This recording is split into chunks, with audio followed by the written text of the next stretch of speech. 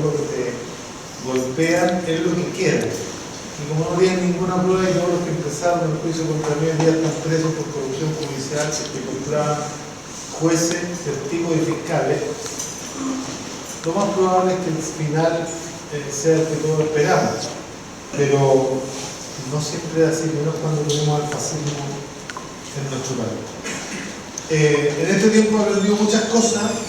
Una de las cosas que aprendí es a traer las cosas que me van a decir escritas para que no lo puedan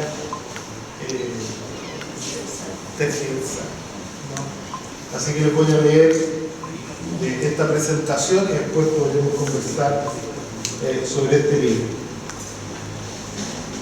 Primero, todos y todas nacemos en un lugar, en un tiempo y en una familia que no escogemos, en una sociedad que no escogemos. Y desde pequeños esa sociedad nos mete en la cabeza un conjunto de ideas, un conjunto de certezas, de principios y de valores que tampoco podemos escoger. Lo hace a través de la escuela, de la televisión, de las redes sociales, de los medios que moldean lo que pensamos antes de que sepamos que estamos siendo moldeados. Salir de ese marco requiere un esfuerzo tremendamente grande, un esfuerzo mayor. Requiere estudio, investigación, de una inquietud que hoy en nuestra sociedad no abunda, por decir que casi no existe, ¿no? Y en este contexto hay que aclarar que si bien la mayoría de nosotros nos explicamos por las condiciones en donde nacimos, en ese nacimiento no escogido, este personaje del cual hablamos hoy día, para el cual se nos pidió escribir el prólogo, no se explica por el lugar de nacimiento, ni por su historia familiar, porque nació en Cuba, ¿no?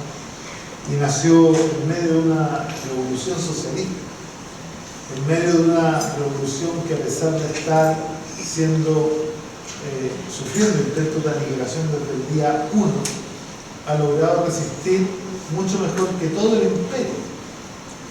De hecho, imagínense todo lo que ha sufrido el imperio hoy día, porque un país como Irán lo tiene hace 4 semanas con el estrecho de Hormuz bloqueado, y están a punto de quebrar. Y dicen que Cuba, que lleva 70 años bloqueado, es un estado fallido. Ellos son un estado fallido, no Cuba. Tampoco se explica por la biografía. Marco Rubio se explica por la maquinaria que lo fabrica. Y en este caso la maquinaria ya sabemos cuál es. Son, por decirlo sin eufemismo, funcionarios de una estructura perversa que no puede mostrarse. La voz que recita la doctrina que nadie puede defender abiertamente. La mano que firma el castigo a la víctima para salvar al asesino. Y en este caso, el rostro latino que vuelve presentable la misma vieja prepotencia imperial. Ese es Marco Rubio. En tiempos de decadencia, los imperios suelen desplegar junto a su ejército relatos que intentan convencer de la justeza de sus actos.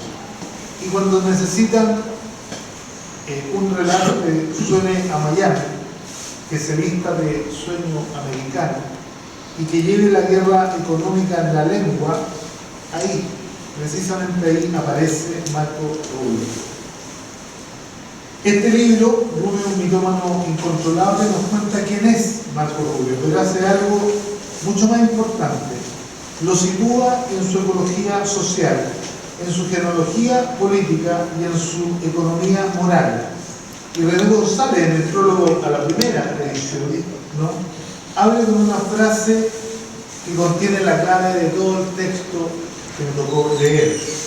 Dice que este libro bien pudo haberse titulado Marco Rubio, un hombre de su tiempo, pero remata, de lo peor de su tiempo. Y efectivamente Marco Rubio es lo peor del tiempo que vivimos. Esa frase que más de alguien consideraría un adorno literario, en la medida en que el libro avanza, se va transformando en una advertencia histórica. Porque cuando la política se pudre, como en nuestro país que está podrida, la mentira se vuelve método y se vuelve arma principal. Cuando el sistema de dominación recompensa además ese método, la mentira, como lo compensamos hace un par de meses cuando leímos la presidencia que vino el gobierno, se transforma en una carrera profesional. Y eso es Marco Rubio, es un profesional de la mentira. El libro insiste, por ejemplo, en el episodio biográfico en que Rubio sostuvo que sus padres habían huido de Cuba tras 1959 y luego debió corregirlo cuando lo pillaron, con documentos que mostraban otra cronología completamente distinta. Y el punto no es el chisme, ¿no? El punto es el método. Y el propio texto lo enmarca como un refrán que funciona como llave interpretativa. Más fácil se coge a un mentiroso que a un cojo. La mentira, cuando se vuelve sistemática, termina mostrando el mecanismo que intenta ocultar: la necesidad de construir una identidad útil para el mercado electoral del odio, que es el que hoy día maneja gran parte del mundo. Alberto López Blanch, el autor de este libro, nos muestra que Rubio nace de una ciudad donde la contrarrevolución se transformó en industria. Y esto es lo más importante que hay que entender para poder analizar Cuba. Y esa industria se transformó además en poder económico y también en poder político. Miami se instaló como plataforma donde el anticastrismo se volvió un negocio maravilloso y terminó convirtiéndose en un poder político imposible de soslayar. Una burguesía cuya mercancía es la contrarrevolución. Y en ese mercado Rubio es sin duda el mejor vendedor, porque no vende productos, sino que se vende a sí mismo. Él es el producto, él es el odio hecho persona. El libro tiene una columna vertebral que conviene recordar, ¿no? Y que conviene además enfatizar en ella. El memorándum de Lester Mallory de 1960. Es un documento brutal que desnuda la intención original del imperialismo con una frialdad que hasta el día de hoy, quien lo lea, no puede hacer otra cosa que estremecerse. Dice textualmente que hay que emplear rápidamente todos los medios posibles para debilitar la vida económica de Cuba y provocar hambre, provocar desesperación y provocar el derrocamiento del gobierno. Lo mismo que plantean en Venezuela, lo mismo que hoy día hacen en Irán, y que afortunadamente están fracasando con la excepción brutal de Venezuela, ¿no? El imperialismo no necesita un debate de valores, solo requiere de un memorando o de una factura, una orden administrativa que decide si un pueblo puede comprar medicinas o no, si puede comprar oxígeno o no, si tiene derecho a comer o no. Y cuando la política se reproduce y se reduce a esa crueldad técnica, a ese nivel de tecnificación del exterminio, y lo digo porque la tecnificación del exterminio no nace con Cuba, ¿no?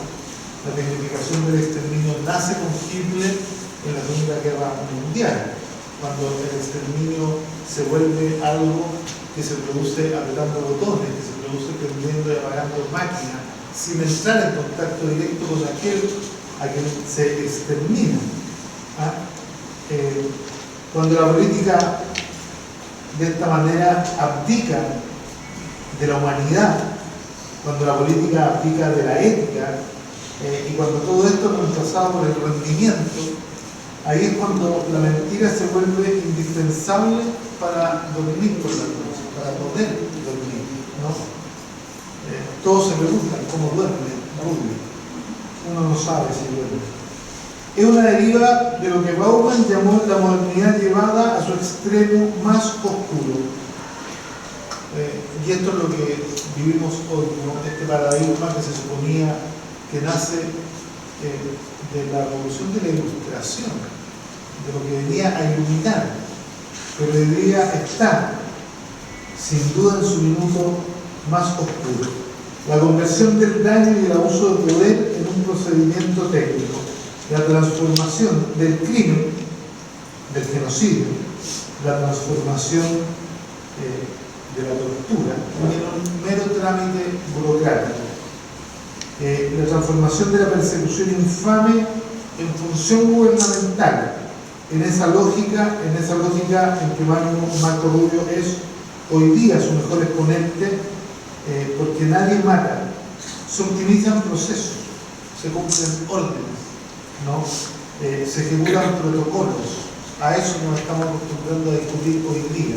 Discutimos el cómo, no el por qué y tampoco el para qué. Marx lo dijo con mucha dureza.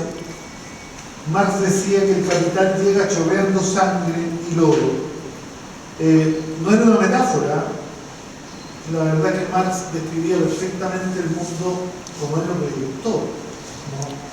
Y junto con Rosa, que decía que el capital estaba obligado a devorar todo espacio que no estuviera regido por las leyes del capital.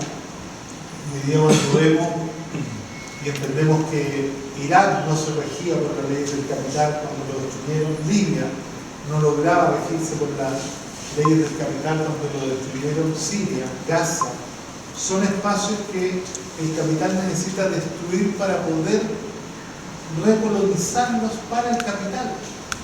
Hay cosas que uno no sabe. Voy a dar unos ejemplos que no tienen que ver con un libro, pero uno cuando va a Belén en Palestina no sabe que los contratos de arriendo del mercado de Belén son los mismos del tiempo del Imperio Egipto Otomano y que se paga por arriendo $1, $1, 1.000 pesos por arriendo de una propiedad que se ha traspasado de generación en generación durante muchas décadas, y que nadie tiene más de un negocio, no hay cadenas, porque nadie quiere crecer.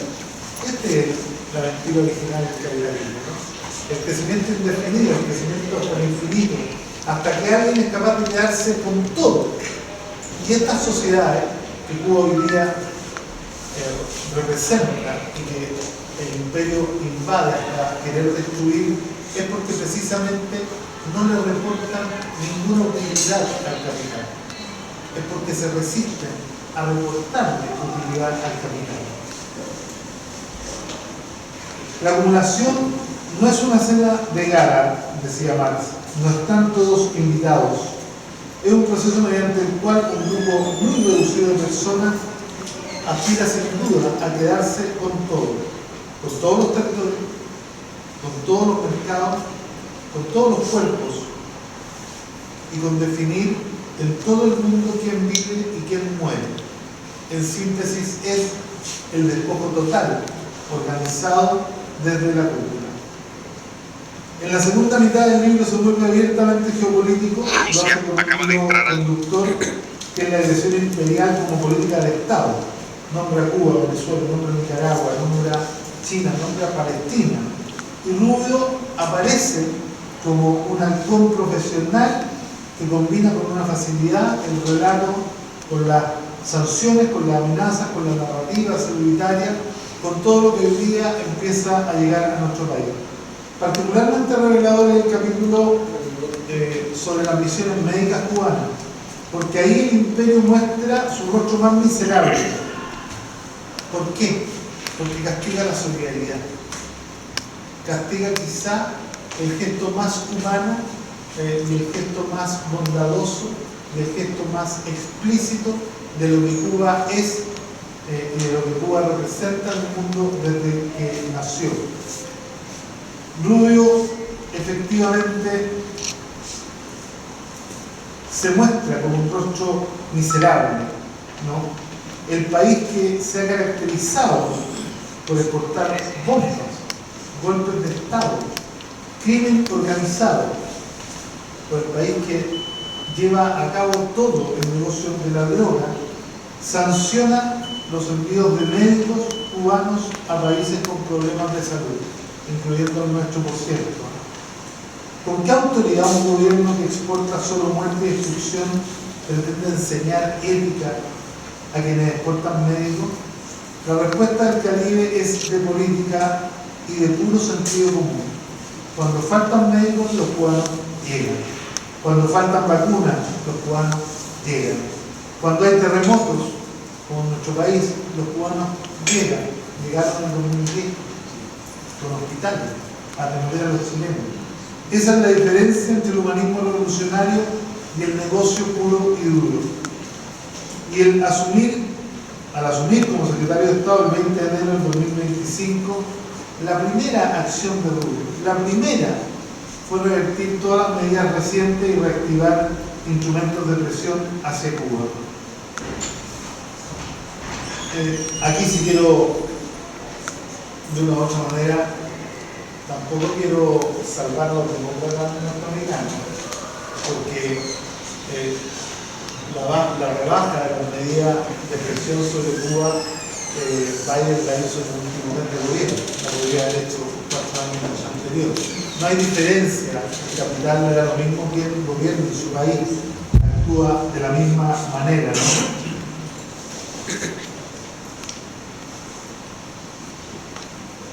Rubio lo dice de memoria, no irá a Cuba a no ser para discutir cuándo se van a marchar. Esa es la primera declaración pública que hace este señor. Es la vieja doctrina Monroe, pero actualizada con un poco de publicidad y de la mala publicidad.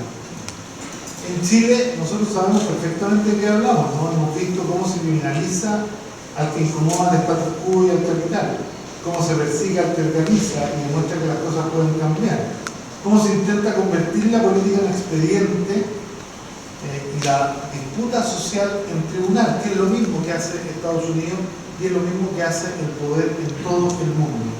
Sabemos que el imperio no siempre invade con marinos, a veces invade de otras maneras, con fiscales, con jueces, con testigos pagados, con bancos, con listas, con sanciones. Y sabemos cuando la mentira se vuelve rentable y por lo mismo se multiplica. Fanon siempre nos deja una advertencia que atraviesa este libro como un hilo rojo. Cada generación debe, cada generación dice, tiene una misión, y cada generación debe, en relativa capacidad, descubrir cuál es esa misión, cumplirla o traicionarla. Nuestra generación en Chile, en América Latina, y esto es lo que nos demuestra este libro, en el sur global, no puede fingir que no sabe cuál es nuestra misión. Digo esto porque este libro nos cuenta también cómo hizo su fortuna, cómo se crió, nos cuenta con detalle todos los negocios oscuros que realizó para llegar a tener también un poder con bien poco contrapeso dentro de la misma política norteamericana, y cómo es capaz de extorsionar a muchos que hoy día, no estando de acuerdo, sencillamente callan, ¿no? No se puede mirar la sanción a Cuba como una noticia lejana y no lo podemos mirar como solo un método de dominación. No podemos mirar la criminalización de Cuba, el cerco financiero, el chantaje migratorio como fenómenos aislados. No podemos mirar tampoco el lawfare que se produce en todos los países de América, el lawfare hoy día contra Nicolás Maduro, porque son todos la aplicación de exactamente el mismo manual. Y aquí, compañero, hay que ser bien claro, esto lo discuto mucho con algunos miembros de la comunidad palestina de mi país, que es una comunidad que a mí me duele, porque ellos son solo enemigos del imperio cuando se trata de Palestina, pero no son enemigos del imperio, sino que son amigos del imperio y financian al imperio cuando se trata de Cuba, de Venezuela, cuando se trata de Irán, cuando se trata de todos los otros países del mundo, son sus socios.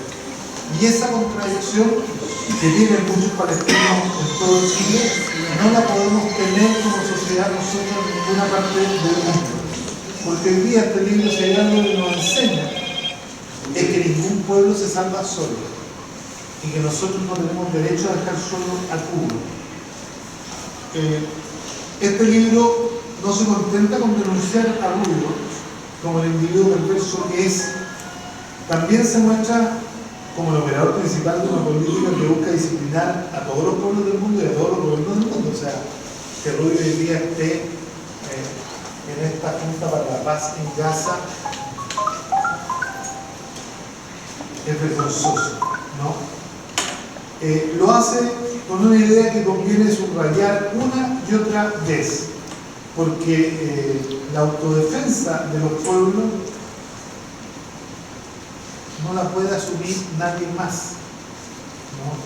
Porque la autodefensa de los pueblos solos no es omnipotente.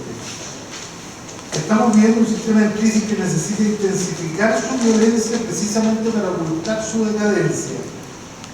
Trump es quizá el símbolo más grande de esto. Aquí recordar, Rosa Luxemburgo nos dejó algunas frases que hoy día, a través de personajes como Rubio, vuelven a encenderse siempre. Aquí la gran contradicción que tenemos en el mundo hoy es socialismo o barbarie. Y Rubio es precisamente la expresión más nítida de la barbarie. Porque la barbarie que Rosa veía en la guerra de bombas es también la guerra económica. Porque la barbarie también es el bloqueo. Porque la barbarie también es la sanción contra los pueblos sin disparar una bala, pero que quieren buscar un camino propio. Y la segunda, la idea de la libertad. Porque ellos se venden con la idea de la libertad de frente. Pero nunca hay que olvidar algo que Rosa nos enseñaba, que la libertad es siempre y exclusivamente libertad para quien piensa de manera diferente. Porque la libertad para los que piensan igual, sencillamente no es necesaria y no es libertad. Este libro formula la pregunta que muestra a Rubio de cuerpo entero. ¿Qué libertad puede predicar un poder que persigue, sanciona y asfixia a quienes eligen un camino soberano? ¿Qué democracia exporta un Estado que cuando no logra votos en otro país intenta el hambre, la asfixia económica y el genocidio? Quiero terminar, para abrir el debate, con la frase final del prólogo. Marco Rubio es, después de todo, un hombre de su tiempo, pero tomémosla en serio, porque Rubio no es solo un personaje, es uno de muchos. Es un hombre de su tiempo, pero entonces es nuestro deber, porque también es nuestro tiempo ser pueblo de nuestro tiempo, ¿no? Ser pueblo organizado, informado, internacionalista siempre, antiimperialista siempre y profundamente democrático. Porque a todos aquellos que decían que el imperialismo era cosa del pasado y que la democracia liberal era el fin de la historia, ¿no? Y que había que aprender a convivir con ella, se equivocaron rotundamente. Si el imperialismo fabrica hombres de ese tiempo, el desafío para todos nosotros que nos plantea este libro es que los pueblos podemos fabricar algo que es mucho más fuerte y que es una nueva humanidad, siempre que ésta se haga desde abajo. Gracias.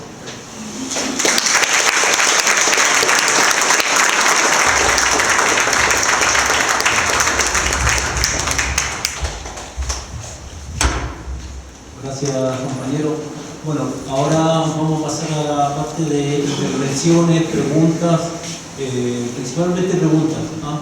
Y si alguna intervención que sea breve por el tiempo y para que todos puedan consultar los compañeros.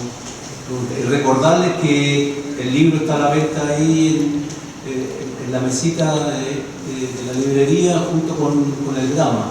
Y igual recordarles que mañana nos encontramos a las 14 horas al lado de la cascada en el Parque Ecuador en el evento por la paz y la solidaridad con el pueblo cubano y los pueblos en resistencia.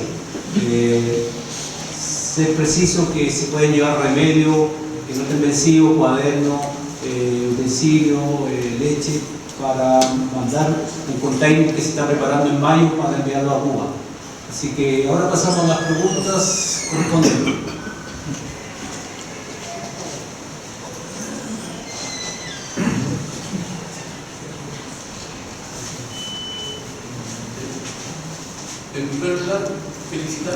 felicitarnos por la brillantísima exposición que hemos tenido la oportunidad de escuchar aquí en esta tarde.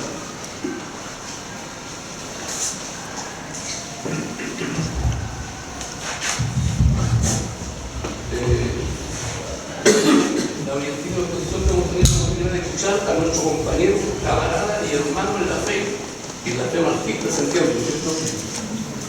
Mi pregunta sería, ¿cómo se prepara intelectual y materialmente el pueblo cubano ante la inminente agresión norteamericana? Eso sería. El pueblo cubano está preparado hace más de 60 años, compañero, para esta agresión. No necesita prepararse, porque esto es igual que el aire, ¿no? Cuando uno ejerce más presión sobre un envase lleno de aire, el aire se junta, el aire se nuclea, el aire hace fuerza. Y yo creo que el pueblo cubano tiene mucha más fuerza de la que nosotros ni siquiera logramos imaginar, ¿no? Yo tengo la certeza de que Cuba no va a caer. Bueno, además Irán sin duda le ha pegado un gran espaldarazo, porque el golpe que le ha dado a Estados Unidos no es menos importante, ¿no? Y va a invitar a todos los norteamericanos a pensar un poco más las tonteras que hace el presidente que ellos escogieron, y de los cuales son responsables absolutamente todos los norteamericanos. Yo no soy tan buena onda como algunos que pretenden separar a los pueblos de su gobierno, porque finalmente los pueblos tienen los gobiernos que se merecen y tienen los gobiernos por los que votan, y en eso tenemos responsabilidad todos, incluso las izquierdas que no hemos logrado inocular la conciencia de clase en nuestro pueblo, que hoy día es capaz de votar por el gobierno como el que tenemos. Pero en Cuba la cosa es distinta. En Cuba la revolución viene preparando hombres y mujeres comprometidos y conscientes que pueden tener diferencias con la revolución y pueden tener críticas a la revolución, pero que no están disponibles para entregar la revolución. Y esto un poco, guardando las proporciones y entendiendo las diferencias ideológicas, lo mismo que a los gringos les está pasando en Irán. En Irán no todos están con el gobierno, ¿no? Pero lo que nosotros hemos visto con la denominación de unidad de ese pueblo que es capaz de salir a las calles a defender su gobierno, yo creo que incluso es menor de la convicción que tienen los cubanos sobre su propio sistema. ¿Y por qué lo digo? Porque Irán y Cuba son distintos. Irán no representa para el mundo ningún símbolo importante. Es una cultura que no conocemos. Uno podría decir, claro, yo, por razones que ustedes encontrarán obvias, no tengo que explicarla, soy una excepción, ¿no? Pero uno podría decir de verdad, mira, en esta batalla, en esta guerra imperial contra Irán, de Estados Unidos y Israel, en este intento de masacre que le sacó el tiro en la culata, Irán sí estaba solo, pero Cuba no está solo. Cuba para los pueblos de América Latina y para el sur global significa mucho más, y por lo tanto la toma de decisiones sobre Cuba para el imperio es mucho más difícil. Todos pensaban que Irán resistía y caía en 10 días. Bueno, esto ya no fue así. Y créanme que Cuba, a pesar de que tiene mucha menos recursos, mucho menos tecnología, está teniendo una cantidad y está movilizando una cantidad de solidaridad internacional que tiene que hacer pensar muy bien los pasos que da Cuba, porque además yo creo que los gringos han tenido en estos últimos 5 meses un aprendizaje bien importante. Tal como en Venezuela no se puede gobernar sin el chavismo y en Irán no se puede gobernar sin la revolución islámica, yo creo que tendrán clarísimo que en Cuba no se puede gobernar sin el Partido Comunista, y esa es una realidad objetiva. Por lo tanto, piensen ustedes qué significa en una cultura tan militante como la de Cuba, que no es la de Venezuela, ¿no?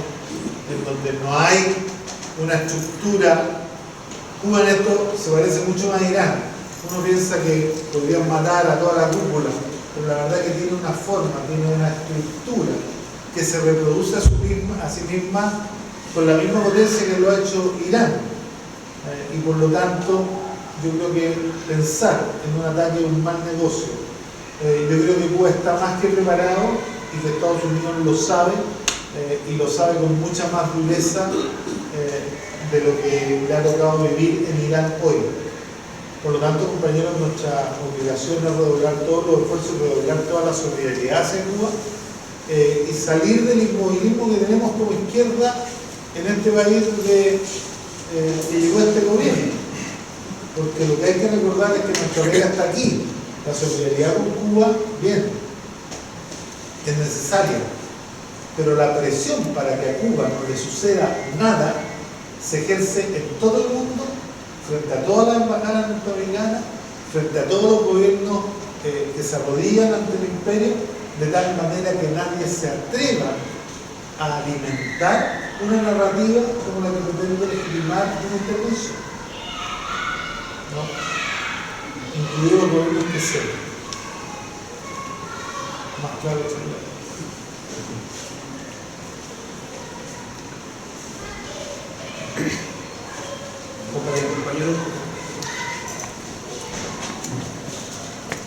Bueno, compañero, primero que todo me gustaría agradecer por su presencia acá, por la exposición la brillante exposición que nos acaba de hacer. Yo quería plantearle lo siguiente. Usted hizo un comentario que yo comparto mucho, de que la comunidad palestina se estremece al momento de ver cómo el Estado de Israel, con apoyo de Estados Unidos, asedia a su pueblo, al pueblo palestino, pero gira la mirada cuando están haciendo lo mismo en otros países como Cuba o Irán. Esto lo comparto de sobremanera porque yo también pertenezco a una comunidad de Medio Oriente, yo soy de ascendencia libanesa. En ese sentido yo puedo hacer una analogía con la izquierda, porque pasa mucho de que la izquierda hoy en día se centra en luchas identitarias, pero que no tocan en el problema de raíz, que es el capital, el sistema capitalista. ¿Cree usted que la izquierda hoy en día está cometiendo ese error de guiarse por luchas identitarias, sí, en vez de ir directamente a la raíz del problema? Lo voy a decir en términos fanonianos. Fanon, cuando escribe que el medio de la máscara blanca, dice que el peor problema que tienen los colonizados, que la izquierda está colonizada por un neoliberalismo, es que aprenden a hablar el lenguaje del amo. Y cuando uno aprende a hablar el lenguaje del amo, termina aceptando sus categorías de análisis y también su jerarquía. No voy a hablar de la izquierda porque no hay una sola. Incluso yo discutiría si hay una parte de lo que algunos llaman de izquierda que aprendió a hablar muy bien el lenguaje neoliberal, tanto que terminó aceptando su jerarquía y aceptando sus categorías de análisis. De hecho, ya no hablan de clase trabajadora, hablan de capital humano. Ya no hablan de lucha de clase, hablan de diálogo, ¿no? Y hablan de la democracia de los consensos. Ya no hablan, por decir algo, del conflicto con su rol pedagógico, y hablan de la búsqueda de paz social, ¿no? A los trabajadores les dicen colaboradores. Ya no se habla de revolución ni se habla de socialismo. Cuando estas palabras desaparecen del léxico de la izquierda, desaparecen también del pueblo. Y cuando desaparecen del pueblo, la sola idea de rebelarse deja de circular. Y es una forma de disciplinamiento que hoy día están viviendo todas las izquierdas del mundo. Por lo tanto, lo que hay que hacer, Fanon nos diría, lo primero es descolonizar el lenguaje, pero también descolonizar el deseo, y este es el problema más grave que tenemos, porque si hablamos el lenguaje del amo y deseamos vivir como viven la clase dominante, no tenemos ninguna posibilidad de hacer la revolución. y yo creo que la izquierda peca hoy día de eso. Miré con mucha atención esta reunión en Barcelona, ¿no? Donde yo escuché a Lula y me sorprendió Lula.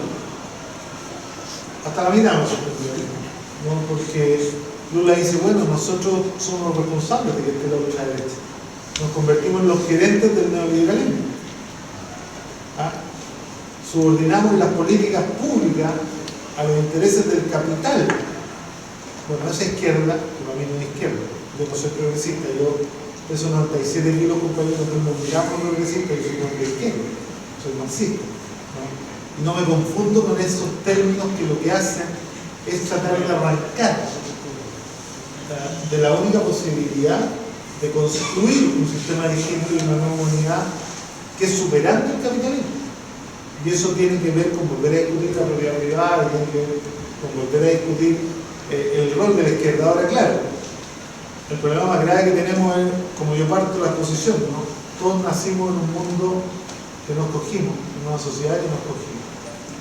Y todos los menores de 55 años en este país nacieron en el neoliberalismo, fueron educados por el neoliberalismo, ven matinales neoliberales, ven TikTok que es neoliberalismo puro, ven y se informan neoliberal con el discurso neoliberal, y por lo tanto lo primero que uno tiene que hacer es que hay que aprender a reconocer que son neoliberales. Si uno ve un animal caminando hacia uno y tiene patas de elefante, orejas de elefante, cola de elefante, trompa de elefante, lo más probable es que sea un elefante. Entonces, si a uno lo buscó el neoliberalismo, nació en el neoliberalismo, se informa sobre el neoliberalismo, habla el lenguaje del neoliberalismo, pero lo más lógico es que sea neoliberal, aunque tenga la buena noticia que sea un neoliberal con opción revolucionaria y milite en alguna organización de izquierda, pero está formateado. Y ese formato es el que necesitamos destruir, y ese formato es el que necesitamos deconstruir completamente, ¿no? Y eso es un problema que tenemos, porque hoy día hemos desarrollado lo que yo llamo en el libro Sin Máscara, que es un libro sobre los 100 años de Fanon, vergüenza ideológica y vergüenza de clase. Ya nadie quiere ser clase trabajadora, y nadie quiere ser pobre, a pesar de que todos lo somos, ¿no? Y nadie quiere ser de izquierda, y nadie es capaz de defender la dictadura del proletariado, ni siquiera de explicarla, porque ya una cosa es defenderla, pero otra es poder explicar qué significa, ¿no? Cómo nace el concepto. Entonces, en esa condición, yo sería un poco más duro que tú. Me refiero a que difícilmente podemos hablar de que hay izquierda si la izquierda hoy día habla el lenguaje no liberal. Para haber izquierda, cuando recuperamos el lenguaje, recuperemos el deseo de la izquierda. Y yo hoy día veo mucha gente que se quiere vestir como los ricos, que quiere posar en los revistas de los ricos, que quiere tener autos como los ricos, y que además está de una u otra manera colonizada por la obsolescencia programada, ¿no? La obsolescencia programada es un mecanismo del capital, para que todas las cosas que compramos se echen a perder y las tengamos que comprar de nuevo, ¿no? Y así uno se acostumbra a cambiar de auto cada 2 años, de teléfono cada 1, de señora cada 3, y además vamos desarrollando un amor un poco irracional por lo nuevo, y después terminamos votando por los que dicen que son la nueva política y despreciamos la experiencia, la trayectoria, las convicciones, los principios, y votamos por lo nuevo. Bueno, eso es una colonización del deseo que tenemos que combatir como izquierda también. Eso es un trabajo largo que no cabe, lamentablemente, compañeros, y esto hay que entenderlo en los calendarios electorales. No cabe. Esto es un trabajo de largo plazo, de muy largo plazo. Y lo comento porque yo no creo que en Recoleta la gente vea 8 matinales de izquierda. Y no creo que en Recoleta escuchen a periodistas de izquierda. Y no creo que en Recoleta no vayan a la misma escuela y tengan las mismas políticas y vean los mismos Y sin embargo terminaron votando el 65% por el PC, porque hay un trabajo de largo plazo, desde abajo hacia arriba, completamente desinstitucionalizado, y por lo tanto yo por lo menos puedo decir que si se pudo hacer en Recoleta se puede hacer en cualquier parte. El problema no es la derecha siendo la derecha, el problema es la izquierda no siendo la izquierda.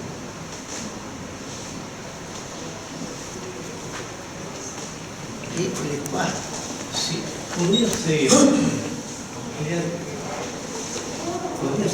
ampliar un poquito más las causas económicas que tendría el monstruo como la tiene al lado para invadirlo.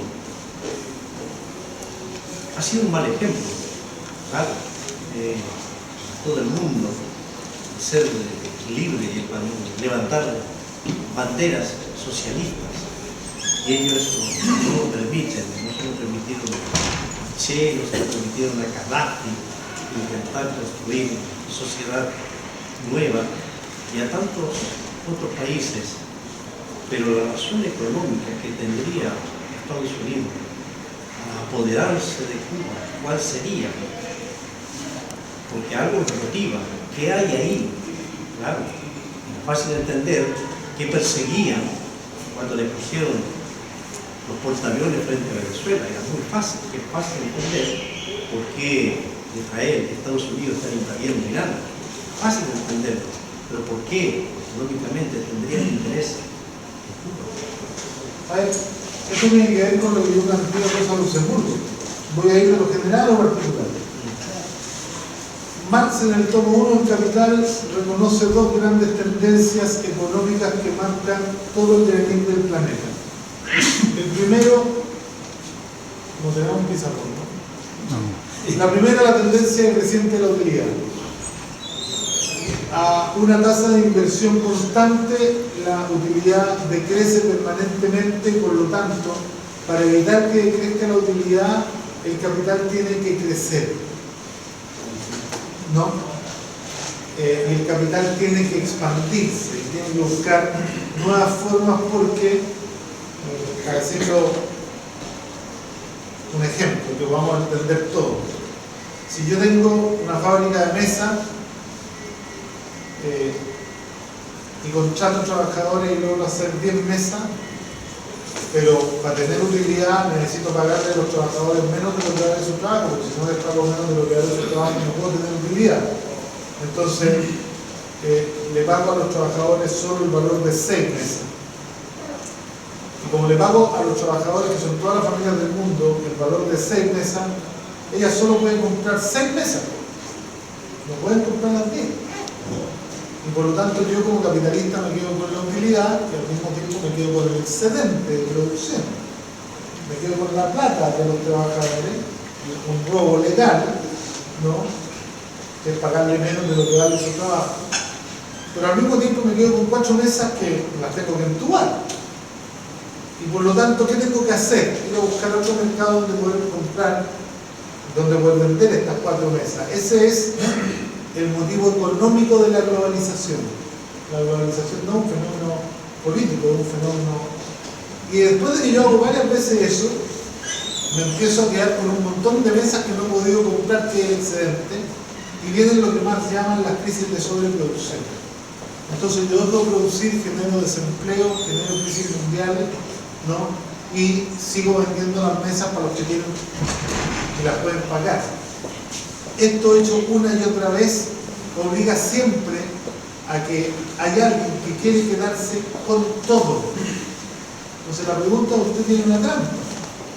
Uno pensaría que quedarse con todo es solo quedarse con el petróleo, o es solo quedarse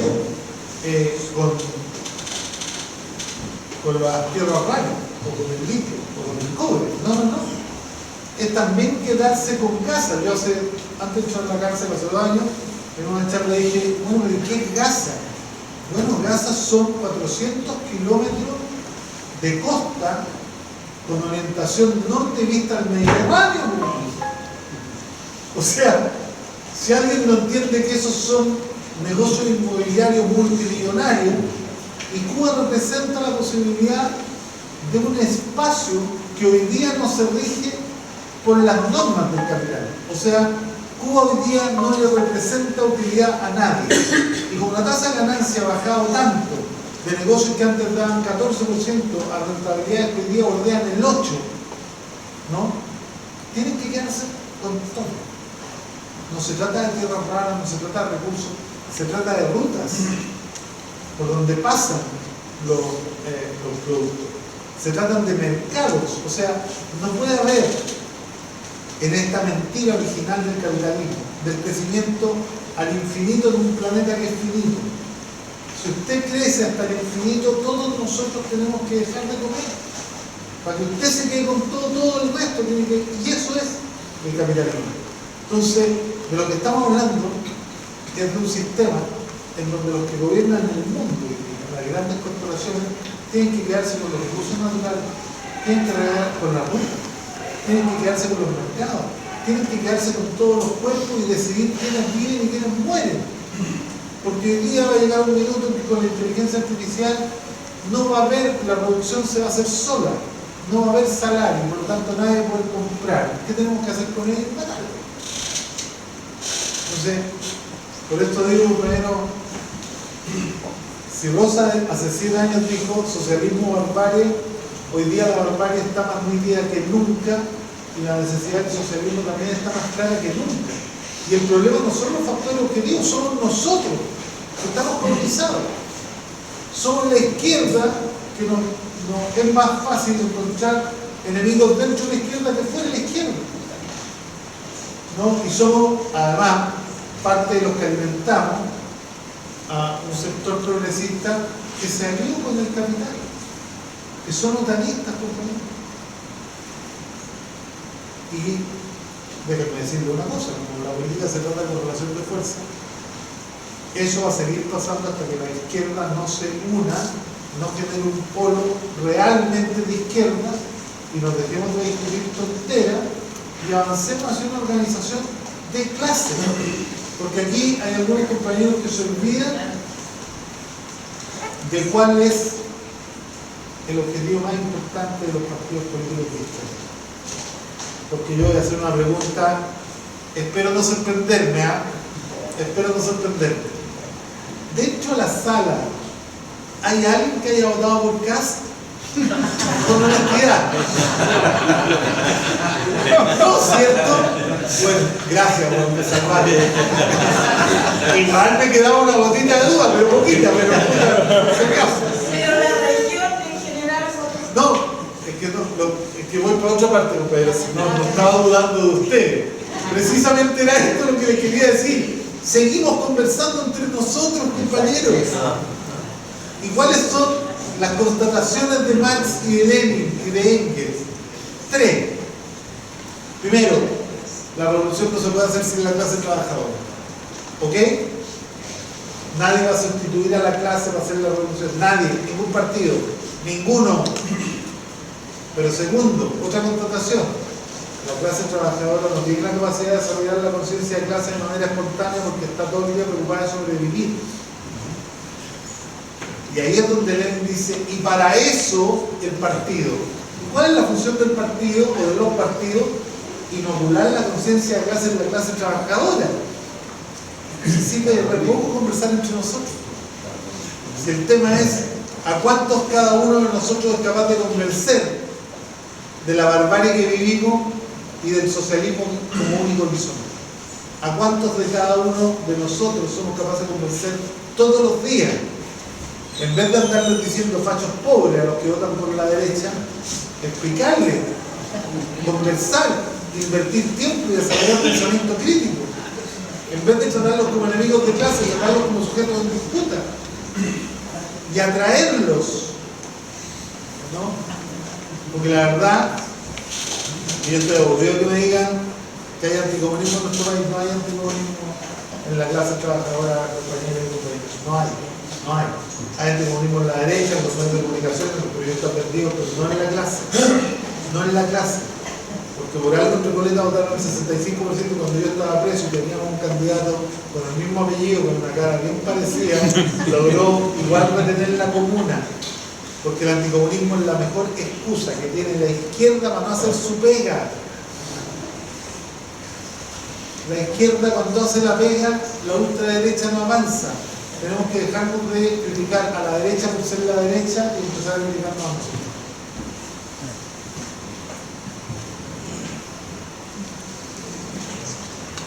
Sí, dejar de hacer lo que hacen los testigos de Jehová, que salen a la calle los mormones.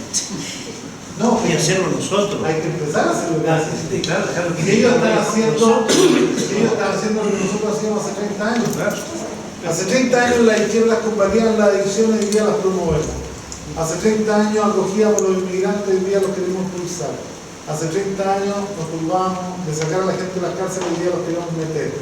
Los evangélicos hacen precisamente lo contrario. Van a ver a los privados de libertad, andan combatiendo las adicciones y andan haciendo clubes de bienvenida a los migrantes. Y la izquierda ha convertido en una antiizquierda deshumanizada y que se olvidó de que son una unidad material.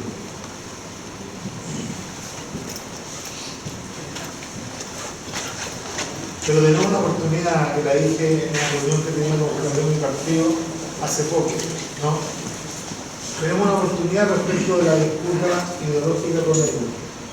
Porque hay una canción que yo siempre canto, que me encanta, la aprendí en la cárcel, porque la escuchaba todos los días.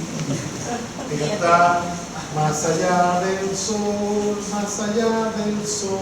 hay una mansión esperándonos. Eso es una de las canciones que cantaban los evangélicos visitando a la gente de la cárcel. Y yo, en el palo, disfrutaba la canción y se les decía: ya, se entiendan.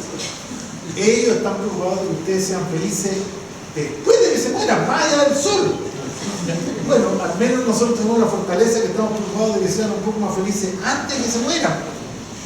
Pero para eso hay que ser Daniel, a propósito del periodismo y todo el proceso, digamos, que está llevando adelante contra Irán, contra Cuba, contra Venezuela, ¿cómo aprecias tú, extrapolando un poco el tema del proceso que está viviendo hoy en día México, específicamente después de la, digamos, de la presidencia de Andrés Manuel López Obrador y ahora a continuación con la compañera Claudia Sheinbaum? ¿Es un proceso que va hacia el vía del socialismo? No se lo han planteado. No tengo noticias de que alguien se lo haya planteado. O sea, es un proceso claramente progresista y un proceso más cercano a una izquierda transformadora. Y da orgullo ver a México hoy día. Como da orgullo ver a Petro, ¿no? Como da orgullo ver a Brasil, si no digo esto no matan nada. ¿Por qué lo digo? Pero mira la reflexión que voy a hacer. Yo, por ejemplo, no puedo entender que después de este gobierno de Lula, que dicen que todos coinciden que ha sido el mejor de los tres, que ha logrado los mejores indicadores de sus tres gobiernos, pleno empleo, reducción de la pobreza, una serie de cosas, ¿no? ¿Alguien nos puede explicar entonces por qué la izquierda brasileña está asustado que está a punto de perder las elecciones con el hijo Bolsonaro?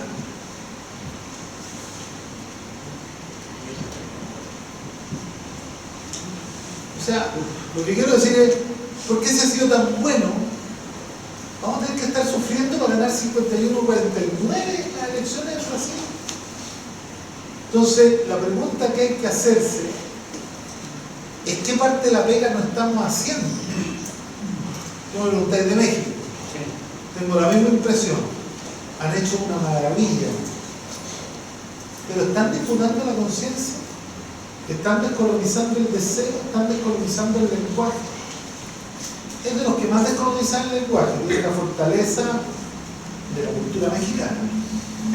Pero uno mira la relación que el Estado mexicano tiene con Chiapas y a uno le genera dudas. Uno mira lo que hicieron con algunas inversiones que no son precisamente verdes. Entonces, claro, hay cambios y van en la dirección, pero yo entiendo que aquí estamos hablando de algo distinto, van en la dirección correcta, pero estamos hablando de algo distinto. ¿Hay algún gobierno que esté verdaderamente preocupado de alterar el régimen de propiedad? Esto no es contra el mercado, porque hay sociedades con mercado y sociedades de mercado. Las con mercado han existido toda la historia de la humanidad. Pero una sociedad donde el mercado manda es distinta a una sociedad donde la política manda y el mercado hace lo que la política dice.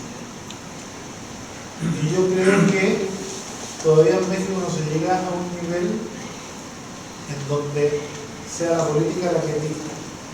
Además que hay que conocer México. Yo no lo conozco tanto, pero lo que conozco, cuando uno me plantea el concepto del Estado fallido, no sé qué está más cerca. Pero México me gusta lo que está haciendo. Pero la pregunta es, si es un proceso transformador y revolucionario, yo creo que México no se lo ha planteado siquiera. Porque además, ellos tienen la trayectoria del PRI, tienen la trayectoria del Partido Revolucionario Institucional. Es como preguntar, la revolución tiene que ver con la superación del capitalismo como forma de organización social, y eso hasta el día de hoy no está respondido. Yo te lo planteaba también básicamente porque lo que he apreciado mucho es el tema comunicacional que tiene que ha sido, a mi juicio, es una estrategia que es brillante.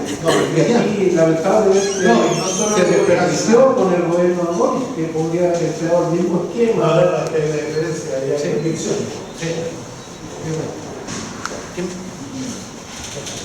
Pero si es verdad, allá hay convicción. O sea, por ejemplo, hay una convicción internacionalista. ¿No? Boric era partidario del imperialismo, lo dijo y dio demostraciones más que claras en más de una oportunidad, ¿no? Se prestó para legitimar las narrativas en contra de Cuba, en contra de Venezuela, ¿no? No anda pidiendo Boric que le muestren las actas de todas las elecciones del mundo, ¿no? No anda, no le importan las actas. En Honduras no le importaron, no le importaron en Perú, no le importaron en varios lugares. Entonces, uno tiene que entender también y tiene que poder situar con mucha nitidez y honestidad la simetría entre los personajes que comparamos. Sí. Hola. ¿Se escucha? Sí, pero no estoy viendo quién me habla. Oye, ¿sabes qué? Yo estaba preocupado antes de escucharte. Y ahora me voy más preocupado todavía.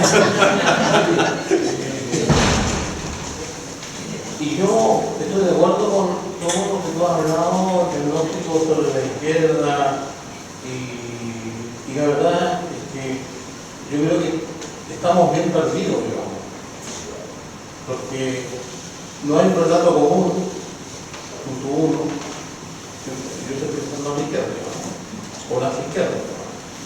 Segundo, no sabemos un poquito, se nos perdió el norte. Y si queremos, ¿no es cierto?, hacer cambios profundos, la revolución, como tú dices, la verdad es que estamos lejísimos, lejísimos. Yo creo que si hoy día somos honestos, no hay ninguna posibilidad. Hay que seguir soñando y seguir luchando, ¿no? Pero efectivamente hablando. ¿Y por qué eso? Porque hemos perdido, ¿no es cierto? Hemos dejado, por ejemplo, los trabajadores, los partidos políticos más normales, sobre todo la izquierda, lo ha dejado votado. Ha dejado votado los pobladores. Ha dejado votado los jóvenes. Uno se pregunta ahora, ¿cuántos jóvenes hay aquí hoy día? Podemos lanzar la mano. Yo creo que no sé. Podríamos ir compartir.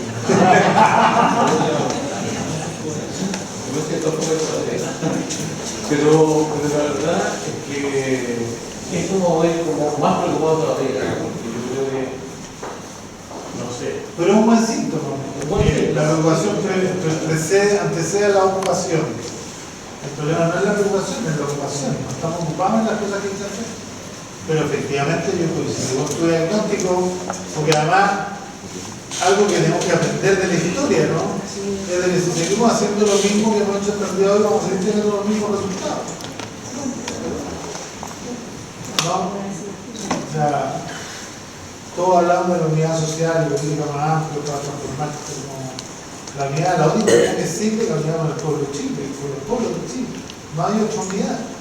Y esa unidad de vida la tiene, al parecer, de una manera muy blanda, muy líquida, Kaiser y París y más que izquierda. Daniel. Hay que hacerse la política. Compañeros, compañeras, en especial al compañero Daniel, acompañante,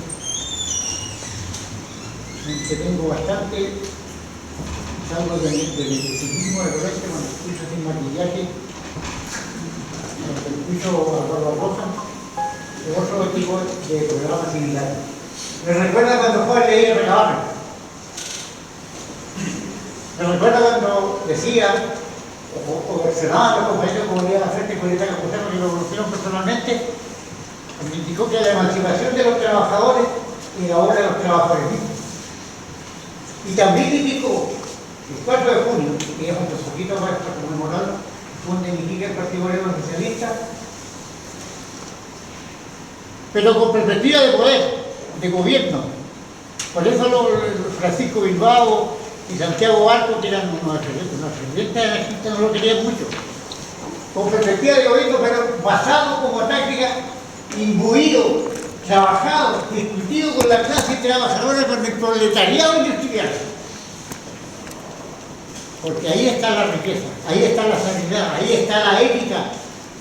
En un periódico que también leí por ahí, en la época de cuando se estaban disputando las cooperativas y fueran tramitados, y los dirigentes fueran escolares y tal, decían, no, ¿y por qué no los trabajadores cuando trabajaban empezaron a exigir? Y que muy bien los representantes paisales, el poder se hacía en la municipalidad, porque ahí estábamos más cerca de la gente, más, y los trabajadores somos los más probos, los más honestos, los más éticos. ¿Cuántos dirigentes sindicales hay en Cana por una organización de fútbol? Entonces, eso justamente es lo que nos falta hoy. Imbuirnos de esa masa, escuchar sus voces, escuchar sus inquietudes, no ser tan administrativo en la captación de migrantes. La discusión ideológica tiene que ser permanente, rotunda, veraz, con franqueza, lo que hace Puerto Fernández. Cuando el activismo vuelve a reiterar, hagamos el 1 de mayo una especie de plebiscito para salirle al paso a las barbaridades, a las sandeces. Y no son sandeces, no son barbaridades, porque ellos saben para qué la lucha. Ellos identifican lo que es la lucha de clase. Y a nosotros, que creemos que somos los herederos de la Recabarren, de repente como que nos volamos, como que damos paso después. Entonces, hoy día, los invito, compañeros, a plegarse al llamado que está haciendo la Central Única de Trabajadores para el 1 de mayo. Los invito también a lo que está proclamando el Partido Comunista, el Partido de Recabarren, para su aniversario del 4 de julio. No sé lo que dije, compañero, pero lo dije con ganas. Gracias.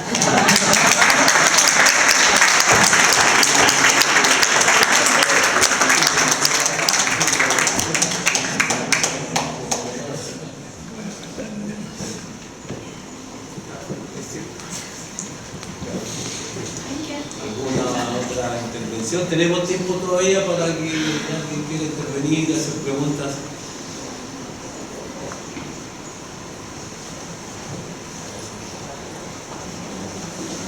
Yo quizás hacer una observación respecto de la última intervención del compañero. Solo hacer un matiz que tiene que ver, nuevamente, lo que volver a nombrar con Frantz Fanon. Voy a mencionar el libro Sociología de la Revolución y Los Condenados de la Tierra, que son dos de sus libros más conocidos. Solo son tres, porque muy joven. Él le ha sido una crítica al marxismo eurocéntrico en la definición del sujeto revolucionario. Porque decía, claro, el marxismo europeo, que nació en una sociedad industrial, tenía obreros industriales y por lo tanto la mayoría asumía que el sujeto revolucionario era ese. Pero la pregunta que se hace Fanon, y que hoy día nos la podría responder de una manera China, de otra manera Cuba, de otra manera la misma Rusia zarista, es que hacen las sociedades que no son sociedades industriales avanzadas y que por lo tanto no tienen una clase obrera industrial como la europea. Y ahí es cuando Fanon escribe Los Condenados de la Tierra y dice: las sociedades que no son industriales, o por lo menos industriales avanzadas, tienen que saber mirar a los márgenes, a lo que algunos llaman los proletarios, a las mujeres que cuidan y a los hombres que cuidan, al trabajo invisible, a los dirigentes sociales, a los marginales, a los que hoy día están precarizados, ¿no? Porque dice, el obrero industrial de alguna manera u otra en nuestras sociedades tiene un privilegio y está de una u otra manera cooptado por el sistema, y por lo tanto hay que mirar a los márgenes, a los que ya no son prisioneros de la tarjeta de crédito, a los que no son prisioneros del salario a fin de mes, a los que no son prisioneros, sino que a los que están en los márgenes de la sociedad y que hoy día se han transformado en invisibles. Yo creo que ese sería un muy buen ejercicio de la izquierda latinoamericana, que hace harto rato dejó de ser una sociedad industrializada. La instalación del neoliberalismo desindustrializó de manera acelerada nuestras sociedades y por lo tanto genera un sujeto de transformación que es distinto. O sea, ¿dónde hay que mirar? A los trabajadores de plataforma, a los trabajadores y las trabajadoras de call center, ¿no? A otro tipo de trabajadores y entender el trabajo de manera amplia, como lo explica Marx. Eso es más complejo.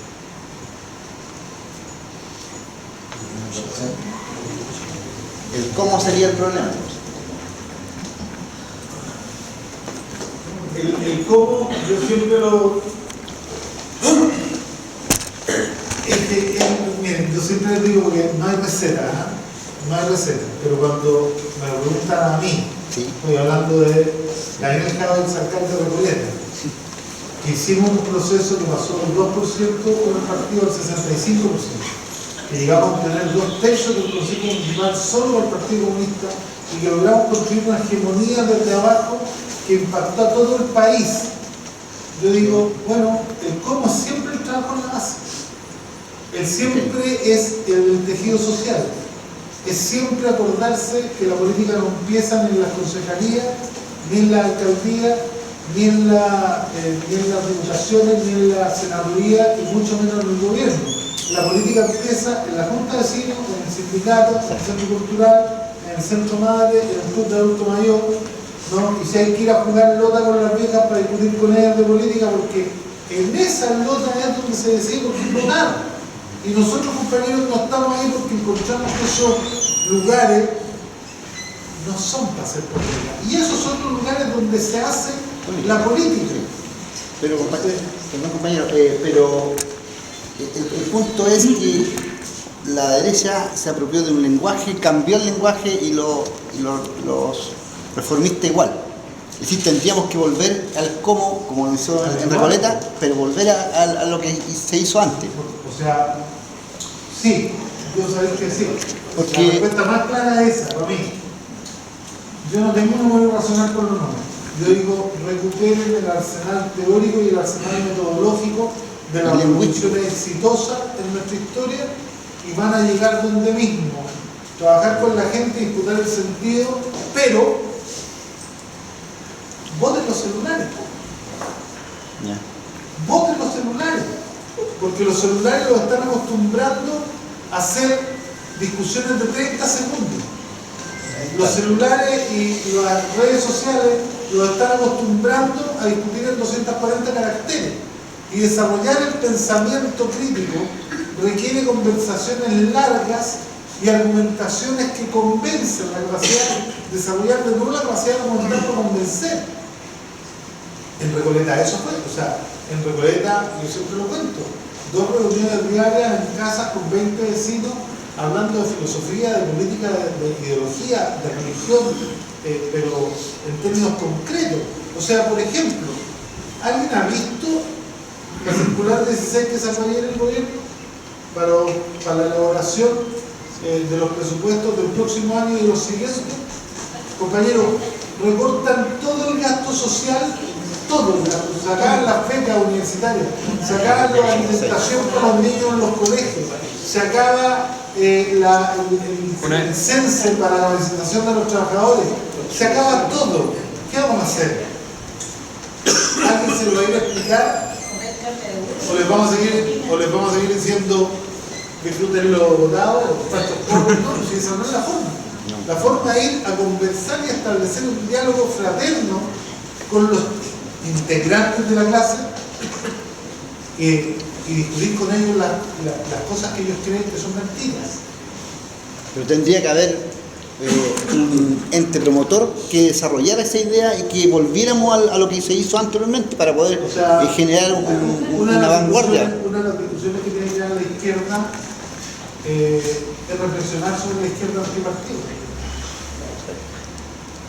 Reflexionen, porque si la verdad que nos vamos a seguir tratando dentro de la izquierda como si fuéramos todos enemigos y vamos a tratar de crecer a costa de destruir al otro de la izquierda. O sea, ¿no?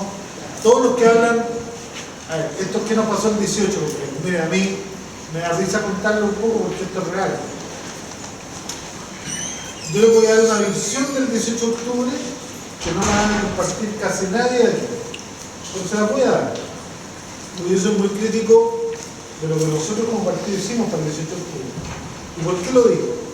Porque cuando hicieron la salida pactada en el 90, una mayoría bien contundente de Chile optó por legitimar la salida pactada con la Constitución de Pinochet. Y los que estábamos en contra en esa época de esa salida éramos poquitos. Entre ellos el PC, y otros tantos, y el Frente, y el MIL, y otros, pero muy poquito.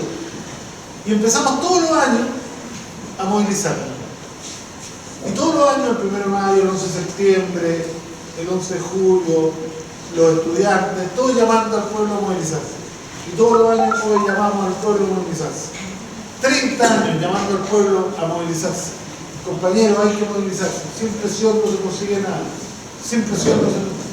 Y cuando finalmente el 18 de octubre el pueblo se movilizó, porque esto fue un proceso, ¿no? ¿Se acuerdan de Rodrigo Loco en el 97? Salíamos con 50.000, después con 100.000, después con 200.000, después con 500.000, después con 1 millón, después con no más de 1,5 millones, y después llegamos a 2 millones, y cuando salen los 2 millones y irrumpen en el espacio público, en la ciudad prohibida, para las clases populares, ¿no? Los mismos que estaban convocando durante 30 años dijeron, ¡oh, quién estará atrás de esta weá! No saquemos la bandera, no. Y había otro cómplices de estos primeros que decían no, aquí no se aceptan banderas de partidos. O sea, no se aceptaban por algunos las banderas de los partidos que mal o bien, con diferencias entre nosotros, habían estado convocando 30 años. O alguien no se acuerda de los 1 de mayo la CUT convocando movilizaciones, o no se acuerdan de los estudiantes secundarios y de la NEF, y no se acuerdan, pero como no les gustaban a ustedes, no tienen derecho a reclamar fraternidad de una movilización que vienen pidiendo hace 30 años. Ya, asumamos. Porque los movimentistas antipartidos, también hay que decirlo, llevan 30 años diciéndonos que van a movilizar a todo el mundo y no han movilizado a nadie, compañeros. Entonces, ¿cuándo nos dejamos de vernos la suerte entre gitanos y utilizarnos la máquina entre bomberos y empezamos a construir con menos arrogancia, con más humildad y desde la base con el pueblo? Pero en serio. Porque la diferencia entre las izquierdas son en aquellos que son 5 y en aquellos que son 500. No hay otra diferencia. Pero ni con 5 ni con 500 hacemos la diferencia.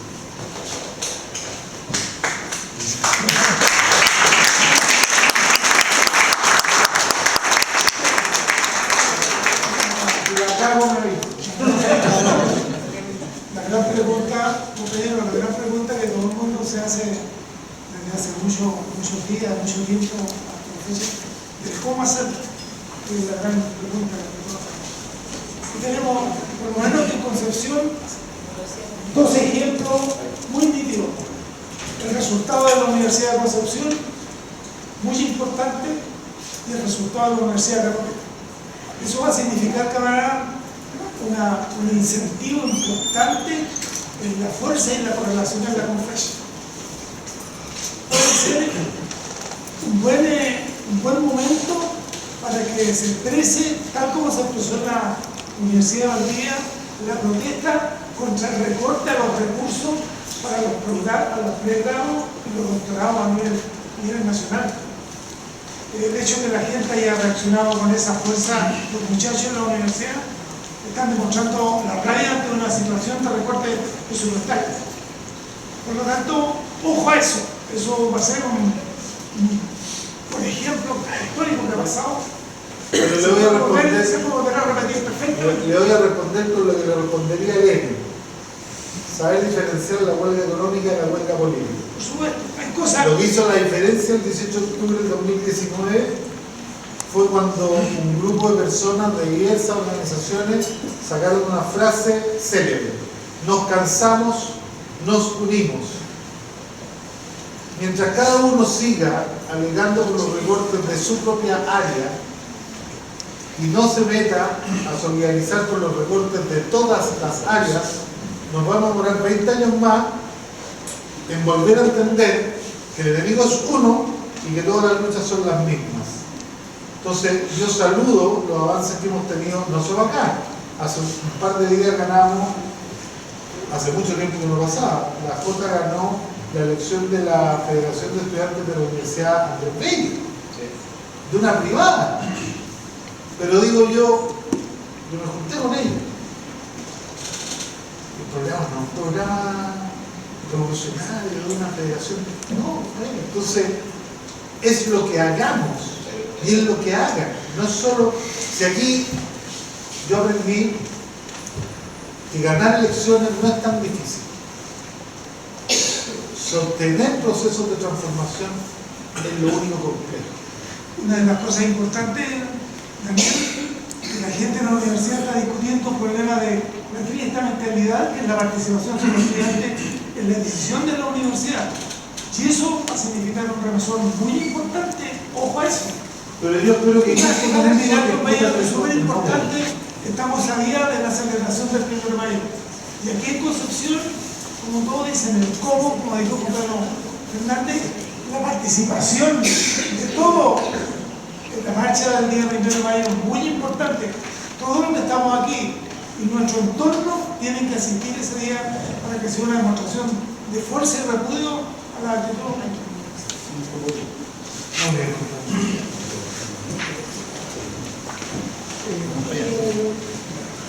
Todos sabemos que los carabineros y las Fuerzas Armadas defienden las élites. Entonces, frente a eso, ¿cómo?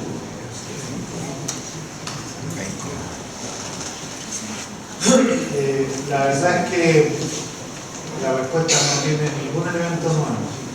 La violencia estructural del modelo se resuelve y se enfrenta con organización, con lucha, y cuando llega a ser necesario también con contraviolencia organizada desde el pueblo. Yo no le voy a negar a nadie la posibilidad de defenderse si es que empiezan a haber montajes de nuevo, si es que empiezan a haber persecuciones de nuevo, y cada uno sabrá tomar su lugar y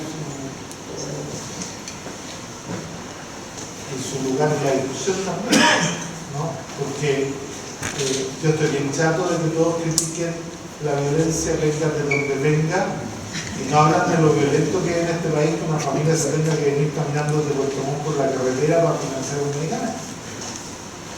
O nadie se queja, ni nadie entiende la violencia que significa que 1 millón de cabros chicos se van a quedar sin almorzar el próximo año. Porque tenemos plata para seguir financiando y para seguir subvencionando a las empresas forestales. Tenemos plata para recortarle los impuestos a los ricos, pero no tenemos plata para darle comida a los cabros para que estudien. Bueno, son las discusiones que tenemos que dar Pero yo vuelvo a insistir, no entre nosotros, porque ¿saben qué? Hay algunos que dicen que la Mara Cedillo iba a durar poco en su puesto. Yo digo que va a durar los 4 años. Porque es diseño. Ella nos va a tener entretenido discutiendo tonteras, mientras por debajo aprueban lo que quieran, y nosotros vamos a estar discutiendo sobre la vocera.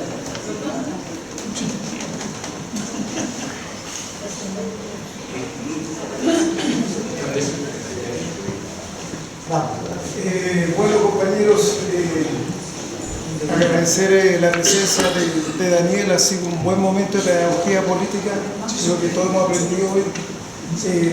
Darle las gracias a Daniel por venir a Concepción, su primera salida después de que tuvo un periodo en la prisión. Y miren, el compañero anunció, pero tengo la misión de hacerle propaganda a esto, que no es un pasquina. Todos los que conocen saben lo que es el Granma. El Granma es el diario oficial del Comité Central del Partido Comunista de Cuba. Es el órgano más importante de la Revolución Cubana. ¿Qué pasa? Que producto de la crisis, el Granma también entró en crisis en Cuba. Entonces se publica una vez a la semana, los días martes, un formato así, pero en un papel que casi no parece papel. Entonces, ¿qué pasa? Que los compañeros estaban editando este Granma en Argentina para ajustar su moneda, pero en Argentina entró en crisis el Granma y se acabó también. Entonces, pescaron a la José Martí, que algo de responsabilidad tiene, dijeron, bueno, que la Martí en Chile lo publique, lo venda, y ellos lo mandan hechito. Esto está hecho en Cuba, ya nosotros no lo mandan y nosotros lo imprimimos, pero hasta ahí vamos bien, pero hay que pagarlo. Estamos en una sociedad, no hay que pagar todo. Y segundo, si se saca ganancia, que esa es la tarea, mandarla para Cuba, para aportar un poquitito a que esto se vuelva a publicar en Cuba como era, todos los días, porque es el órgano oficial de la Revolución Cubana. Entonces, esto va a salir en dependencia de lo que los chilenos seamos capaces de aportar. Debiera salir una vez al mes o cada 45 días, tiene un costo apenas de 1.500 pesos, está hecho, esto viene diseñado de Cuba. Concepción de la última parte, es un homenaje, una entrevista al Mono González. Se pone una partecita dedicada a Chile. Así que por favor, los que tengan modestos 1.500 pesos, 5.000, 20.000, voluntariamente para vender el primer número, si no vamos a quedar con las cosas típicas de la izquierda, que llegamos hasta el segundo, tercero y se acabó. Entonces sería muy feo porque es una petición de las tantas de la Revolución Cubana, y en este caso tomaron la Martí como la contraparte responsable, así que tenemos que vender 1.000 números, que no es poco. Gracias, compañeros, un fuerte aplauso para todos.